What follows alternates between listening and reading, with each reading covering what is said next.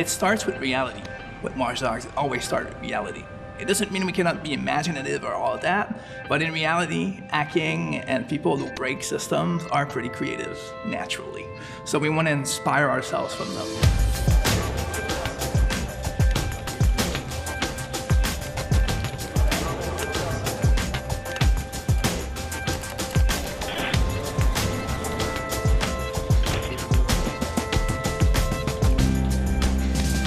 This is a big moment for us in production. Basically, all the parts of the game are colliding together for the first time. And for the past months, we've been able to play the game from beginning to end. So now we see how things are coming together, and you could almost say the game has a life of its own at this point. When you finish a game after almost 5 years, you need to sleep on it a little bit. Then afterwards, what's exciting is when you start really understanding what you tried to do with the first game, what went well, what went less good, and also what the players have said. So Watch Dogs was, first of all, a new IP, which is a big deal. It means that you start from almost nothing. I think the new idea in Watch Dogs 1 was to talk about an hyper-connected society, something that was becoming very important in our day-to-day lives. Chicago was one of the most surveilled cities in North America, so we talked a lot about cameras and surveillance and being watched. When you played Watch Dogs, you probably played something you never played before because the city was sort of alive. People were not just people walking around the street, but you could hack into their lives and you could exploit them, you could see their secrets, you could manipulate the city, the bridges and the steam pipes and the traffic lights. What we basically created with Watch Dogs 1 was a playground where everything was connected. So finally shipping the game. Well, a lot of people were happy and excited. We also got a lot of feedback, and we listened to that feedback. I personally spent months reading forums and reading all of the player feedbacks I could see on the web. We wanted to know what people felt and what they wanted to get from the game and what we could improve in the future. At that point, we knew we were going to make a Watch Dogs 2.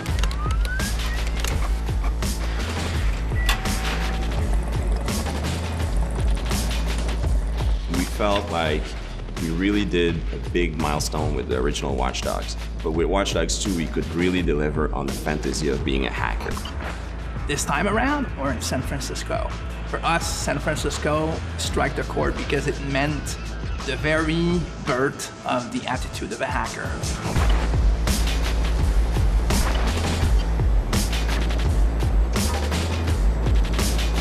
Shot here in San Francisco costs $350. Homes, smart houses are calibrated to anticipate your every need.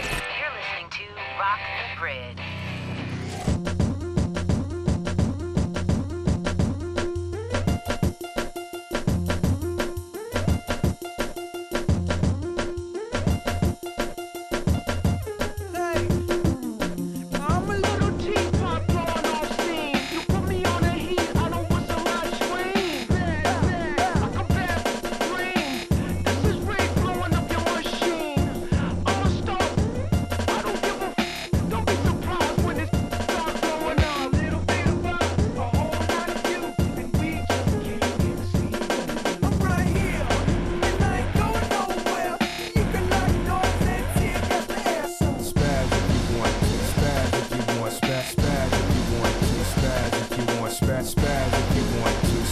If you want to.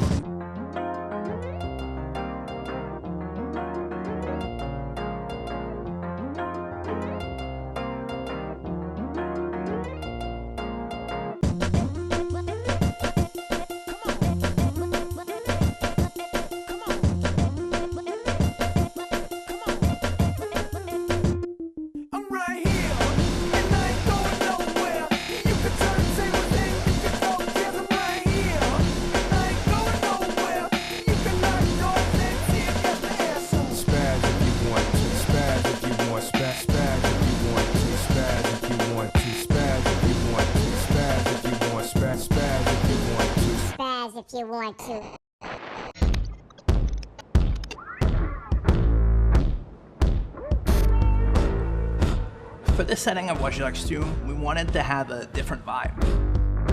So our San Francisco keeps all the important parts of the Bay Area. And there's a different feel, different vibe, a different look to all of the areas of our world. We wanted to kind of represent all these different areas and the different collections of people that live in these areas and what their lifestyles and their personalities are like. So we're building a game where basically it's almost a simulation. You're in that world, and if you stop moving and you look around, you feel the world is alive, right? This is the promise of what an open world game is. We broke the feeling that the world is centered on you, the player. So characters shouldn't only react to you, they should react to each other. You know, maybe people start fights. Maybe someone calls the cops on someone else than you. Maybe a dog barks after someone else and chases him down the street. You need to feel as if this city is alive, even if you do nothing. And then if you start doing things, if you start playing in the world, the city should react to what you're doing. It should feel normal. It should surprise you also in how it reacts. We were really interested in the city itself. It almost feels like the Wild West of technology. And how couldn't you set something in the Wild West of technology? It's a world that has a lot of potential for gameplay. I mean, if you're a hacker and you go in Silicon Valley and you have the head office of some of the biggest tech company in the world, what will you do? Can you hack into those places? What will you find? So it's a very intriguing setting for a hacker who's exploring the world. So as we're crafting this world, we're putting in it all of the factions that should be in it. So for example, we have various criminal groups trying to fight over the underground of the city. We also have corporations trying to make money and potentially even manipulate people and society. And we also have other groups of hackers trying to tap into the technology that has been set up in the city. Once again, CTOS, the smart city system that was in the first Watch Dogs, is installed in San Francisco, and various people are trying to tap into it to exercise control, power, or to try to make money. In creating a hero for Watch Dogs 2, we wanted somebody new, somebody that could embody the spirit of California and the spirit of San Francisco. But we needed somebody who was going to be really worthy of all the cool stuff that we wanted to do in the game. So, our hero in Watch Dogs 2 is Marcus Holloway. He's a young hacker, very brilliant in what he does because of the injustices that he's seen, both being from Oakland and also having been profiled the wrong way and being accused of a crime he actually didn't commit. That sort of made him go against the system.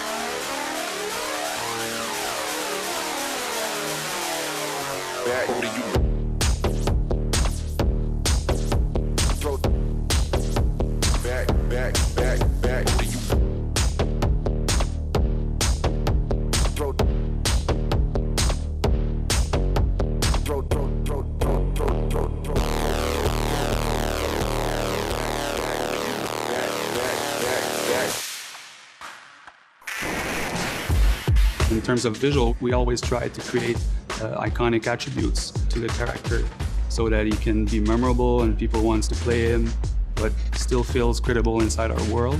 He's a perfect blend between somebody that's tech-savvy, that represents a little bit the internet culture, but also has that athletic and rebellious feeling to him. So we had to decide from the beginning what things were comparable between Aiden and Marcus and what things would be different. We focused on parkour. We wanted Marcus to be a lot better at parkour than Aiden. And we're not talking about just like climbing on things, but like being able to like flow and chain moves together. So he's a pretty good fighter, but he's got some interesting quirks too. He's a more expressive guy.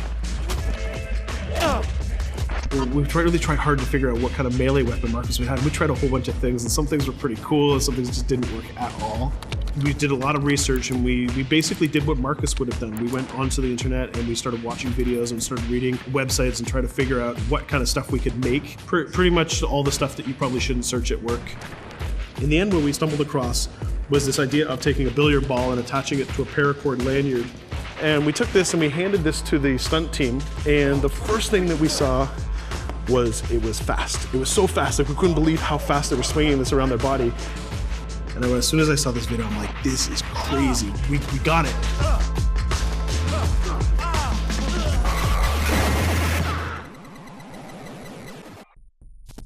Citizens of the world, may we have your attention.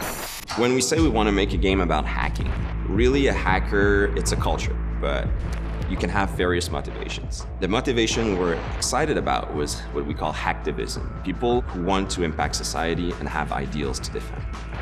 So just in the background and in the fantasy of it, you're not a hacker in Watch Dogs 2. You're a DedSec hacker. You're a member of a community. And you're doing grand stuff and big exposure of important information to society because you're not alone and you're working with other people. The first thing that you have to do when you're talking about hackers is you kind of have to respect where they came from originally. Their messages sound very serious, but there's also a lulzy element to it, the way they have fun with what they're saying.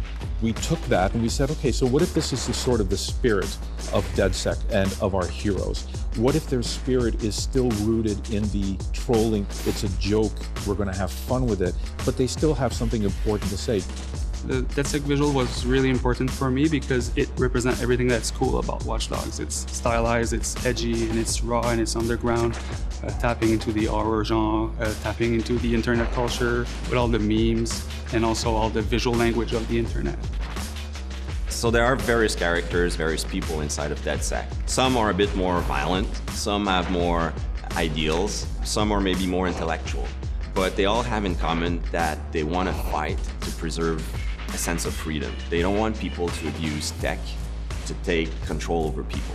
But, you know, I'm not saying they are knights, you know. they are rebellious, they do their own things, their own way, and they want to have fun. That's also one thing, is, you know, a sense of freedom, also a sense of fun through that group.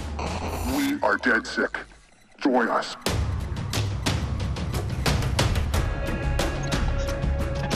The new idea for hacking in Watch Dogs 2 is to let the player create his own solutions. We're adding a lot more depth to hacking. So you have a lot more control, a lot more flexibility in how you hack the world. So one big category of hacking in Watch Dogs 2 is the entire branch of pushing remote controls to its limit. One of the big things on Watch Dogs is hacking vehicles.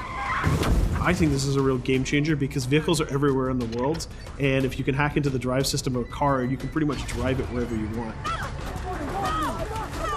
So making sure if you see a forklift in the world, it shouldn't be a forklift. You can just like move the box up, down. You should, just like a camera, press a button and become that thing. One of the core things that we're doing is we're opening up the game with Watch Dogs 2. You can hack every character. You can hack every car in the game. And you can hack most of the electronics within the city. So that's a lot of potential targets for hacking. And that's not even counting your own tools. Well, in Watch Dogs 2, we brought in a lot more toys and things to play with because we wanted to embrace the maker culture. DedSec have these really interesting, intricate guns. They're built on a 3D printer. Basically the cutting edge technology of 3D printing, which is actually building it with metal. He's also got this really cool taser. So if you want to play the game completely non-lethal and not actually kill anybody, you can totally do that. We're playing with a lot more crafted items and a lot more of little devices that you can use. One of the things that people kind of like that we've done, they really like what we've done, is we've created toys for Marcus. He has an RC jumper. It's got little wheels, and it's even got this little robotic arm that he can sort of deploy, and he can interact with things. He can unplug things and replug them and take out screws. It's a neat little toy. And then the other gadget he's got is this quadcopter. And it's more about scouting and being the eye in the sky. First person view on it is incredible because you're just zipping through the city. It feels like you're flying. Well, you are flying.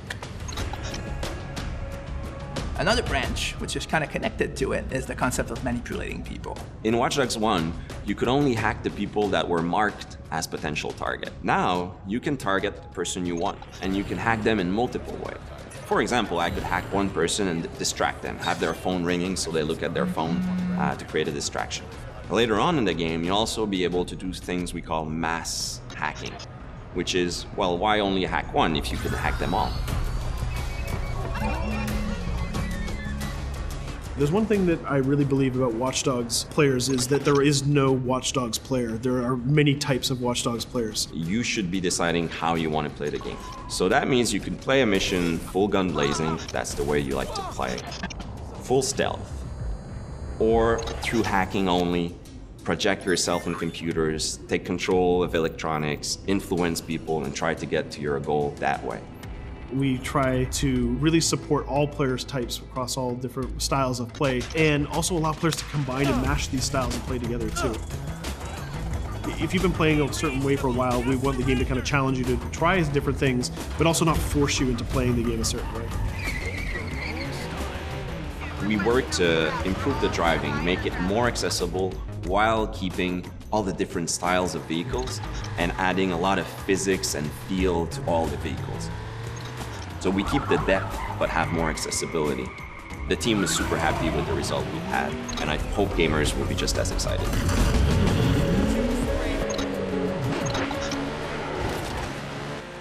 We are very excited by the potential of what we call seamless online. We start doing that in Watch Dogs 1, so we're expanding on that. We cross path with friends in the city. So you playing in single player and you're crossing path with another player who's also playing in single player. Both of you are members of DedSec, so you're friends, and you can just walk up to each other, you'll say hello, hit the button, and form a co-op team. And what we're going to be showing in the next couple of months is an example of how those things work together to create magical gameplay moments.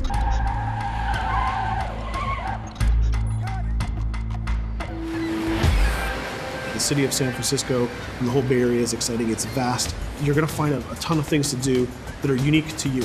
Basically build your own moments. You know, create a situation that you start laughing at and you say, wow, this happened, and you want to share it with friends. You don't want it just to be like a roller coaster or a theme park ride where I go through all the same beats as everybody else. You decide what you want to be spending your time doing. That can be multiplayer, that can be focusing on stories, that can be just exploring the world. Whichever activity you do, we're going to make sure you get rewarded to get you closer to the end game. That's kind of the promise we're making to gamers.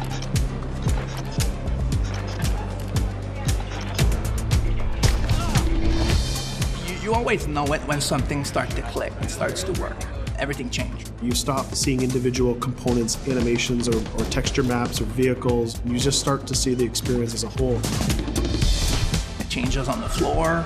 People get excited about it. This is it. It exists. We are always making the game with the player in mind. They have always been the driving force. When you come with a sequel that really earns its due, you know, that really does a lot of new things, that has a lot of surprises, it's a great feeling. In the end, there's nothing more accurate than this. Looking at something, trying to understand it, solely for up with the system.